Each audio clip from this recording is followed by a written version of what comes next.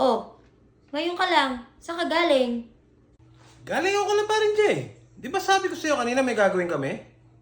May gagawin. Ano ba yung ginawa ninyo? Ba't ang tagal-tagal naman ninyo? Ako ang lalaki dito sa bahay na to. Ako ang masusunod. Kung kailan ko gusto lumabas, lalabas ako. Kaya ikaw, maghintay ka lang dito, ipaghain mo ako ng makakain, paglaba mo ako, pagluto mo ako. At huwag ka nang magtatanong kung saan ako pupunta. Teka muna. Ano pinagsasasabi mo? Ha? Nasisira ka ba ng bait? Yan ang sinabi ni Parin Jay kanina sa asawa niya. Loko-loko nga eh.